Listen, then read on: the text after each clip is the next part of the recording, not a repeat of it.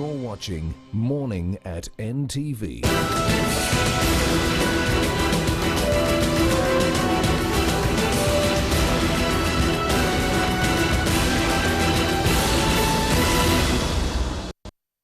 The big story. Good morning. Welcome to this edition of Morning at NTV. The big story. It is. My name is Simon Kasiaje. Today is the 13th day of October 2017. But on the 16th of every October of every year, there's a commemoration to celebrate the founding of the Food and Agriculture Organization, a United Nations agency that was founded in 1945. We wake up to reports in one of the newspapers this morning that about 10 million Ugandans or thereabout eat bad food, terrible food that for the most part is not considered fit for human consumption. And yet we are in a country, for example, this morning, blessed by incredible rains across the country. And let's not forget that we've got incredibly fertile soils and bush following lands elsewhere. Meaning, in Uganda is one place, like Ali Mazrui did joke in one of his series called The Africans. In Uganda is one place where you just sink your fingers into the ground and 30 minutes later your nails have grown. That's how fertile our land is. But what explains why we've got bad food here? We also know the Food and Agriculture Organization of the United Nations is not just about ameliorating the state of bad food in countries such as Uganda, but it's also ensuring food security, ensure that countries should, among other things that they use to secure themselves is food. A country that doesn't have enough to feed its citizens is a country at war, so to speak, and is a country facing oblivion. A world without food, and that's one of the strategic sustainable development goals. That's number 2, is to achieve zero hunger by 2030. So this conversation comes in timely, especially that I have with me the country representative of the Food and Agriculture Organization, Alhaji Jallo. Good morning, welcome to the program. Good morning, Simon. Nice to be here. Is it that bad as we seem to get it from press reports this morning that over 10 million Ugandans eat bad food? Yeah, I think sometimes the press tries to amplify some of these things because the population is what? It's about 40 million. Mm-hmm. And if you have like 25% having difficulties, not actually bad. I think bad might be an exaggeration, mm-hmm. because food habits vary. Mm-hmm. Bad food for you in Kampala might be good food for somebody else in another part of the country. Yeah, but the important thing in Uganda is we are fortunate to say that it's food secure, in the sense that it has enough food in the country. What actually we deal with in food security is on 3 fronts. Mm-hmm. You have access to, first you have availability of food. Mm-hmm. Then you have access to the food and utilization of the food. Now, availability of it, you have availability, access and utilization. I love that. Now, availability, you have enough food available in the country. Now, access might be difficult for some people, but at least there are some efforts to make access a bit better in terms of access roads, in terms of transportation and others. Now, utilization is what creates problems for some people, because the classic example that is given is like an area like Western Uganda, around Busenyi or some other place. They produce a lot of banana. There's a lot of matoke probably from around that end. But they have children who are stunted and they have malnourished kids. There people can say, oh, the food is bad. But it's more of the education that people have on what combinations to use, what type of food to eat. Yes, there are stress areas, because in Karamoja, for example, year in, year out, we talk about that they get stressed. But Karamoja, I think Ugandans have understood that now, that Karamoja looks different in terms of vegetation, in terms of the whole climate situation. That's why they call it maybe arid or semi-arid area. And that condition is creating problems for some people. But even there, if you go there at sometimes, you go to places like Abim, you go to places like Namalo, it's amazing. It's like you are incredible farms. That's right. You have the prison farms that are amazing with a lot of maize. Yes. When people show those pictures, it's unfortunate that your colleagues don't show some of those pictures. No, the pictures from Karamoja show Namalu are not as captivating as those of malnourished that's flies. Right. That's right. They bring pictures of dried maize crops, dried whatever, children with some funny faces. And so that's not the kind of image that we want to see from Karamoja. At least, yes, there was a problem there, but there has been a lot of effort. There has been a lot of development in Karamoja. Go see the roads, electricity. Yes, those are maybe for a few people, but it attracts a lot of investment. People are even thinking of now building hotels in Moroto. Which was on the High case class, until that's right, high class hotels. 2 of them. When you used to go Moroto. there years ago, it's difficult to find a good guest house. Absolutely. But now we are talking of hotels. We are talking of even a marble coming out of Karamoja. We are talking of all those trucks getting things. Jobs are being created and other sort of investment opportunities coming up. So I think we should sort of put up more positive pictures. But it's normal for journalists to pick up sort of dramatic stories Somehow that were captivating. Say 10 million people are eating bad or whatever. But what about the 30 million? And all the good things in Uganda, you just pick up on something like that. Well, I think for the kind of fertility rate and the population growth we have, it is a travesty that we have people eating bad food. Because people eating bad food will engage into activities that produce babies. But anyway, that's a story but for what I'm another day. saying, the bad food thing also, like it's the information, the knowledge. Because I was saying, in a lot of places, people depend mainly on posho and beans. It's true, the beans provide protein. The posho provides carbohydrates. But there are other things that can provide minerals and vitamins. Some you can even have sukuma wiki here and there to provide some other elements of vitamins. So I think it's about knowledge on how to balance That's the right. diet, because it's not that there's absence of food. Yeah, there should be more effort in putting nutrition education in the forefront.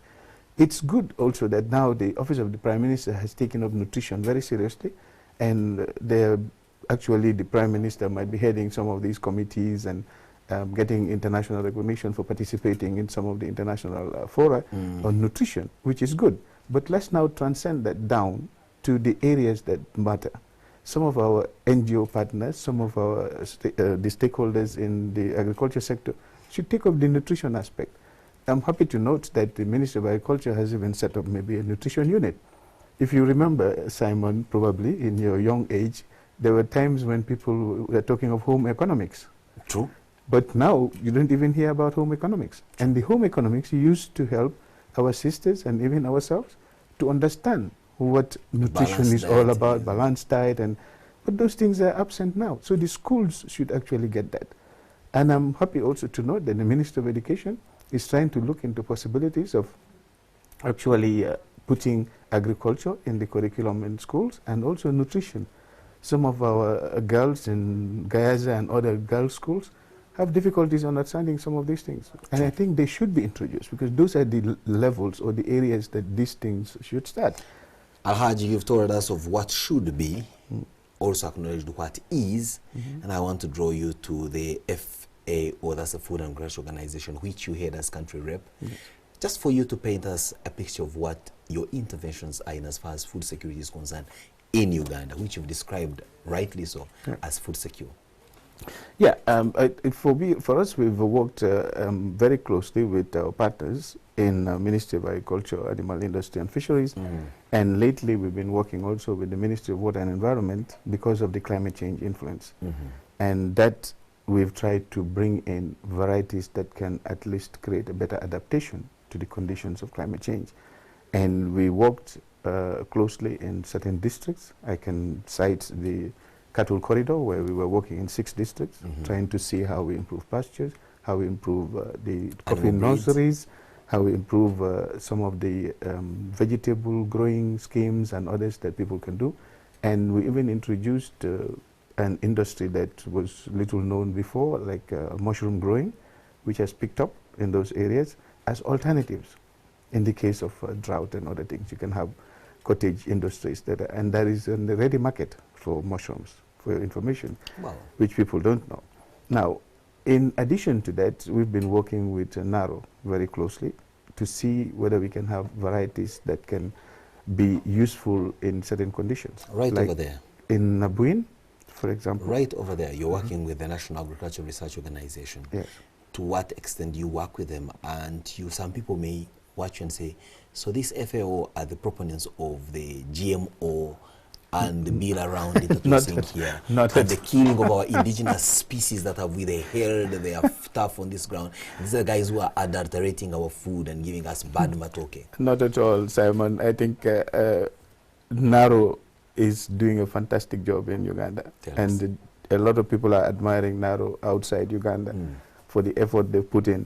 in introducing improved varieties. GMO is a completely different story, and for us as FAO, we leave those things to national leaders or authorities to decide what they want to do in terms of biotechnology and the like. We don't influence that. We just provide information on certain things, and they take the decision. When you provide information, you influence the decision making? Not at all. We just provide options. So the authorities decide what has to be done in their respective countries. Incredible. We were always pushing for improved varieties because we realized that the population growth is not catching up with the production. Or you could say, well, sorry, it's the other way around. Production is not catching up with population growth. Yes. So we said it's better to come up with improved varieties that can provide the quantity that can respond to this population growth. Wow. And that Nabuin, not necessarily Nabuin was one of the institutions, but NARO in general has been working very hard at bringing in beans, maize, and others that have short duration, and the quantities are really good. And also they responded to the banana bacterial wilt, and now it has reduced the incidence in the areas where these things are grown. And obviously they're working on other research options as well that are coming up now. And with the biosafety and biotechnology bill, as they call it, other things will come up, which are not necessarily GMOs. These are things that were in the laboratory and they were working hard at them. And they will now improve the quantity and quality, because that's a very important part. We increase quantity, but at the same time we have to improve quality, because there is no point in just churning out quantity or adulterated whatever, which might not serve the purpose. True. So we have been cooperating with them in the sense that we pick up what they have and we take it up to the farmers, because the FAO for some years has been working hard at getting the farmer field schools option in the country, because we realized the gap in the extension services. So because of that, we have to now find a means of getting information, techniques, technology to farmers. And we adopted the farmer field schools, which has caught up really in the country. I think a lot of partners are now practicing it in different forms. And that, I think, is a very good avenue, because it gives the farmers the information, it gives them the techniques and the technology. And we've been using that in all our interventions, because our interventions in Uganda are project-based. And this is why we have to get the resources to be able to implement those projects. Otherwise, we cannot really support the institutions that we support in the proper way. You made mention of the word finding resources. Sometimes you've got well-intentioned interventions, but sometimes you are constrained in how much you can invest in because of the absence of resources. How would you rate your resource envelope? Our resource envelope is not adequate, but that we understand, because we depend on donors to actually provide. To what extent is this inadequate resource envelope affecting your projections in terms of delivery? I must say it's affecting it to a considerable extent, because we have to complement what the government is doing. When you say considerable extent, we're putting it at a rate of a scale of 0 to 10, where 0 is complete devastation, 10 is...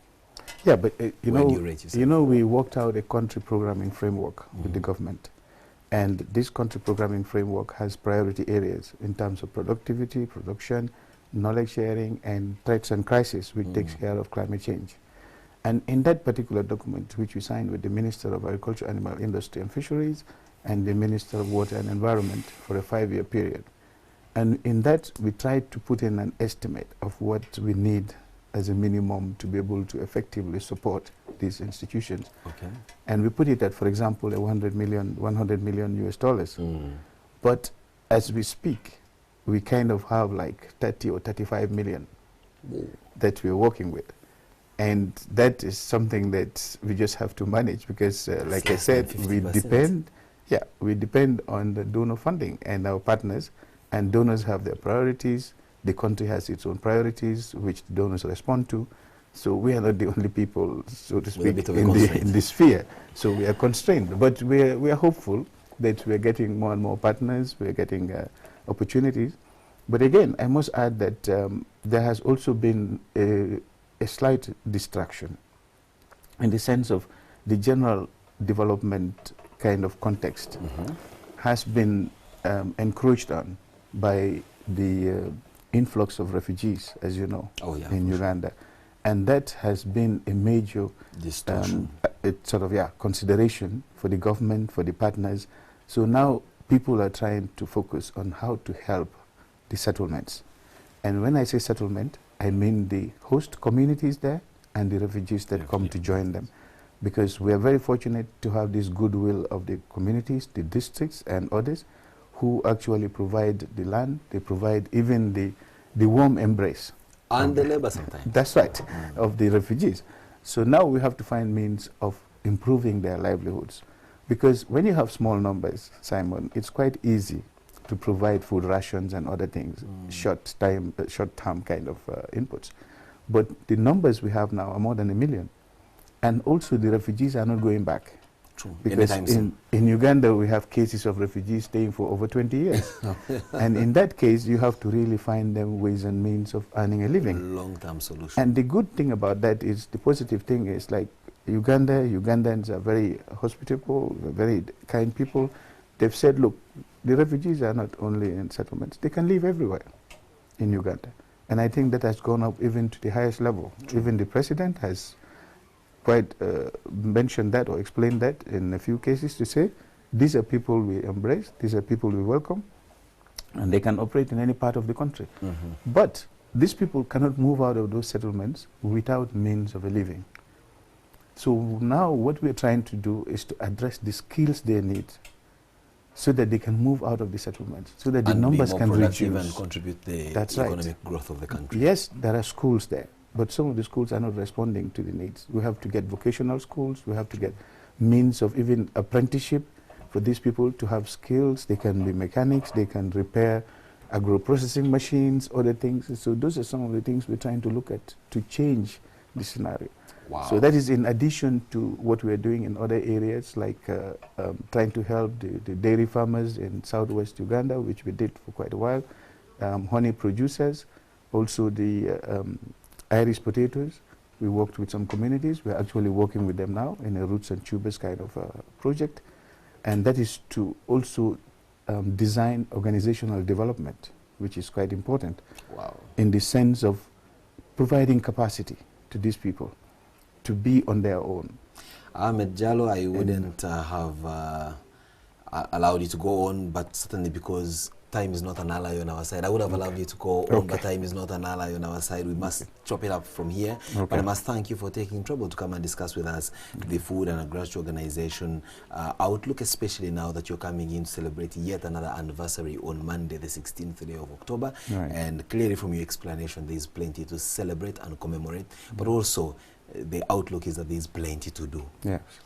We certainly will have you back on the program another time. Thank you so much for coming. All right, thank you For very viewers much. who take time off every morning to listen to these conversations, we can thank you more. It's Friday the 13th. Just get into the weekend and come out of it without being a statistic of the fatalities that we'll have. God bless. See you on Monday, same time, same place. You're watching Morning at NTV.